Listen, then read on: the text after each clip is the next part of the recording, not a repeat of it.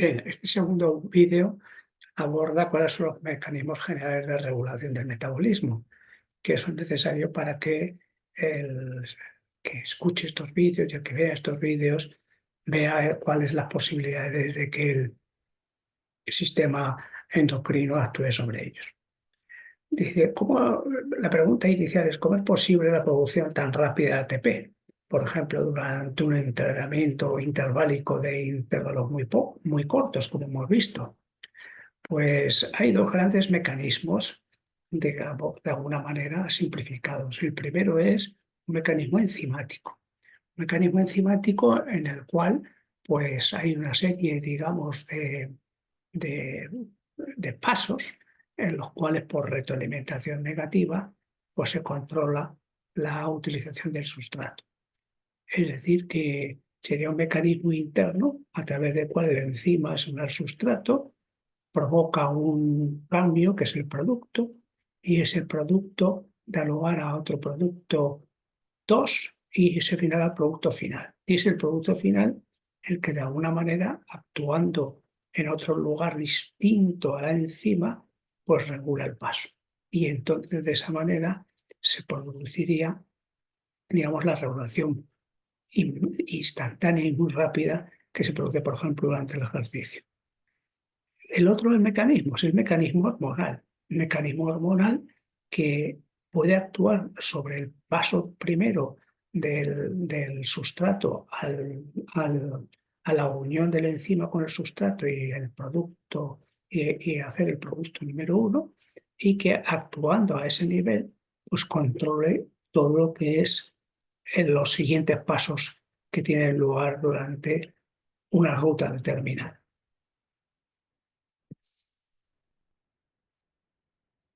Bien, entonces, aquí está simplificado.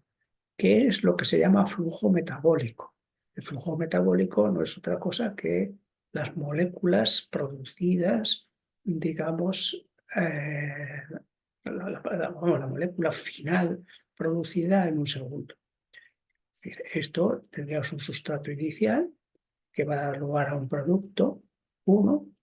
Este producto 1 a través de otra enzima va a dar un producto 2. Este a través de la enzima 3 da un producto 3, este a través de la enzima 4 da un producto 4 y finalmente a través de la enzima 5 tenemos el producto final.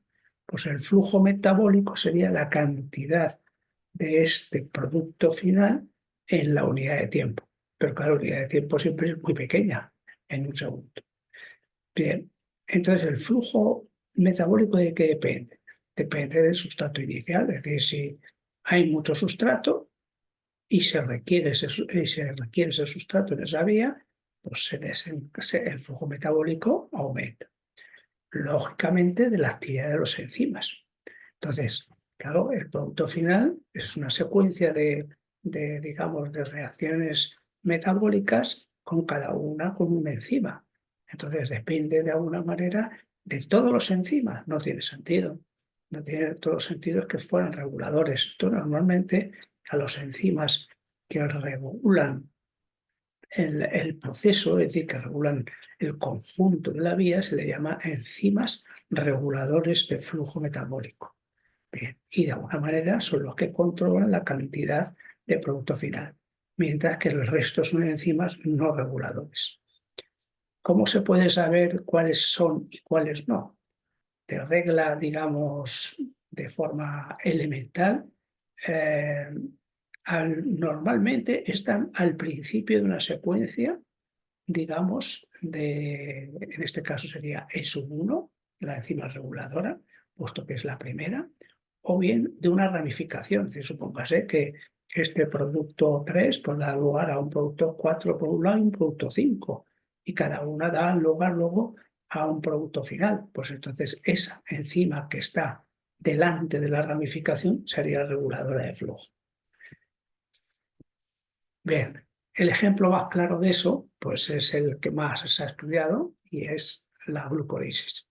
La glucólisis tiene una serie de pasos en los cuales aquí están simplificados, total son 10 o 11 pasos según se considere, y conduce a que la glucosa libere un producto final único, pero doblado, puesto que la glucosa tiene 6 carbonos Y entonces, como ven aquí, se parte en 2 de 3, y al final esa molécula 2 de 3 se va transformando mediante 5 reacciones y da un producto final que también tiene 3 carbonos, pero en ese lado y en ese lado. Entonces, como hemos dicho, pues las enzimas reguladoras serían las que están al principio, ¿no? O las que están al inicio de la ramificación. Pues en efecto aquí tenemos las dos enzimas que se sabe que son enzimas reguladoras de flujo, ¿vale? Es decir, ¿pero cuál de las dos es más reguladora de flujo? Pues probablemente la E3. ¿Por qué la E1 no? Porque la enzima 1 no tiene sentido que sea reguladora de flujo porque este paso se da en algunos tejidos, pero no en todos. Entonces el paso de la glucosa o glucosa de fosfato es un paso que puede ser, o al revés, a veces es un paso que tiene que estar controlado de alguna manera. Por lo tanto, la enzima principal que regula el flujo metabólico en la glucólisis es la que pasa de fructosa a no fructosa y fosfato para luego dividirse en 2 de 3. Bien. Entonces, aquí pongo un ejemplo hipotético del número de pirúvicos que saldrían por segundo, bien, y los pirúvicos que saldrían por hora. Este producto final es precisamente el ácido pirúvico, que tiene 3 carbonos. Y cómo se puede aumentar la velocidad estaría limitada por la concentración de glucosa. Claro, si hay mucha glucosa, pues habrá mucho producto final. Si hay poca glucosa, hay poco producto final. Y en un ejercicio de intensidad submáxima, por ejemplo, 50 de duración prolongada, es apoyo fundamental para que el músculo, digamos, vaya ahorrando carbohidratos y vaya, por lo tanto, y oxide grasas, que es lo que suele suceder. Bien, entonces los mecanismos así enzimáticos que controlan el metabolismo son que se una, digamos, un producto final, por ejemplo, con los efectores. Modificación covalente y cambios en la concentración de enzimas. Bien, además de estos mecanismos estrictamente referidos a la ruta metabólica, pues las rutas metabólicas serán en diferentes lugares de la célula. En segundo lugar, la rotura de las enzimas, que a fin de cuentas son proteínas que se pueden encontrar de forma inactiva y su activación es irreversible. Y la alteración de las condiciones del entorno, pH y temperatura. Y luego modificación de la síntesis de proteínas. Bien, básicamente vamos a explicar en qué consiste cada uno de ellos. La unión reversible con los efectores, pues vemos aquí cómo una enzima se une a un efector y como consecuencia, pues se fija el sustrato al conjunto enzima con efector. Este sería la activación. Inhibición, pues que el efector se une a su centro de la enzima y entonces como consecuencia el sitio de unión con el sustrato queda, por decirlo así, anulado y entonces el sustrato no se puede fijar a la enzima. Por lo tanto, este sería el ejemplo más sencillo de que puede ser de activación o de inactivación. Como su nombre indica, es unión, fijación, reversible que puede actuar en dos sentidos, inhibición o activación, y efector, toda molécula que se une en los dos sentidos, inhibición o activación. La unión, bueno, aquí tenemos un ejemplo de, digamos, de unión reversible con los efectores. La activación de la glucólisis durante el ejercicio de intensidad submáxima y duración prolongada. ¿De dónde proviene ahí digamos, la energía? Pues proviene de dos sustratos, ¿no? Del glucógeno muscular y de los triglicéridos del tejido adiposo, ¿no? Entonces, cuando el ejercicio dura mucho, se produce liberación de triglicéridos, aumenta la oxidación de los triglicéridos por el músculo y lo que hace de alguna manera es disminuir la velocidad de la glucólisis.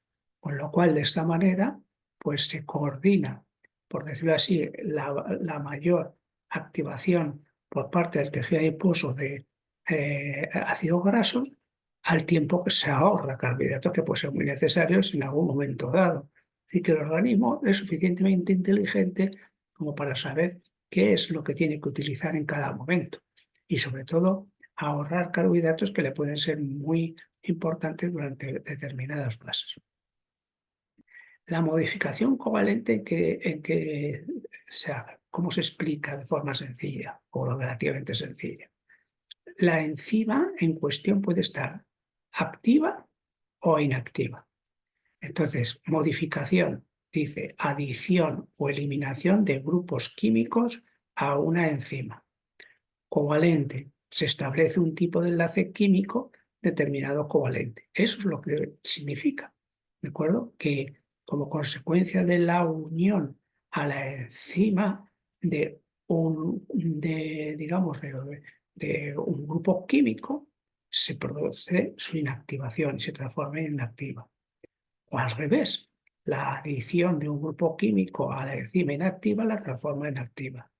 Vale, pues eso sería la modificación covalente.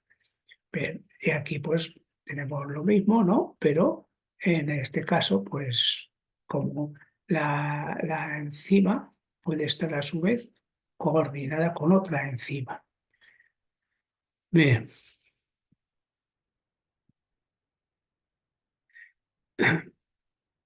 aquí tenemos un ejemplo de modificación covalente muy sencillo. Es la activación de la glucogenólisis.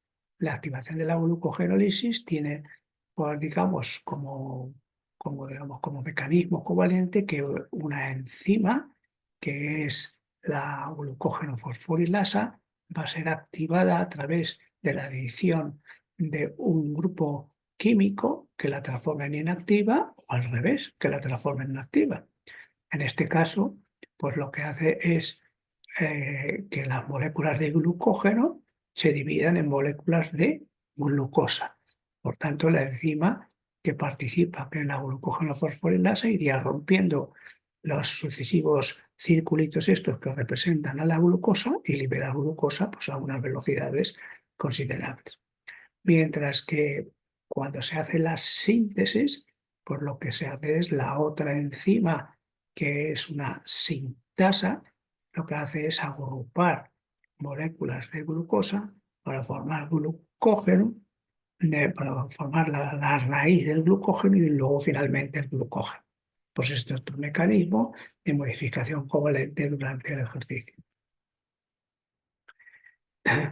Ventajas de la modificación covalente. Evita que las dos reacciones, glucogenólisis y glucogenosíntesis, se den al mismo tiempo. Sería un gasto inútil e innecesario. Segundo, permite que el músculo responda rápidamente a cambios en la demanda de glucosa, pero rápidamente se refiere a instantáneos. Y en tercer lugar, permite que la enzima encargada de liberar triglicéridos a la sangre desde el tejido adiposo. Por lo tanto, las ventajas son considerables. Bien, el último mecanismo de control, ¿cuál es? Pues que cambie la concentración de enzima. Bien, esta es una figura sacada del librito este, que es el Wilmer y Costi, en la cual viene el cambio de concentración de una enzima como consecuencia de un proceso de entrenamiento. Aquí tenemos meses de entrenamiento, aquí cambio la concentración de la enzima y volumen del entrenamiento. Es decir, a medida que aumenta el volumen del entrenamiento, aumenta la concentración de esta enzima. Y aquí el porcentaje de cambio a lo largo. Nótese que tras un periodo de tiempo, de mes de entrenamiento, ya la concentración se va estabilizando. Por tanto, los cambios de la concentración son el resultado de un proceso de adaptación prolongado. Segundo, inicialmente el aumento ahora es proporcional al volumen de entrenamiento. Al volumen de entrenamiento. Meses de entrenamiento, aquí tendríamos volumen de entrenamiento. Cuanto mayor, digamos, meses pasan, más el volumen de entrenamiento, mayor es el volumen de entrenamiento y mayor es la concentración de enzima. Y tercero, a partir de cierto tiempo, quinto mes de entrenamiento, los valores de concentración se estabilizan a pesar de seguir aumentando el volumen. Es decir, que llega un momento en que ya no da para más. Bien, ¿cuál es el resumen práctico? La pregunta que yo siempre intento hacer. ¿Sirve para algo práctico conocer los mecanismos de regulación del metabolismo? Pues en principio, ahí aunque está tapado, pues diríamos que no, ¿no? Diríamos que no, que no sirve, que no tiene ningún sentido, ninguna utilidad. ¿Para qué? Pues una cosa es que la modificación covalente, el contracción del sustrato, pues no tiene mucho sentido, ¿no? Pero entonces, ¿por qué se ha expuesto un contenido tan complicado de entender? Primero, porque cualquier persona que se dedique a entrenar, ya sea en salud o rendimiento, debería saber lo complicado que es el control de metabolismo. Segundo, los fenómenos de respuesta al ejercicio y de adaptación al entrenamiento y al metabolismo están en estrecha relación con la respuesta de las hormonas. Y tercero, como dice el refrán, el saber no ocupa lugar.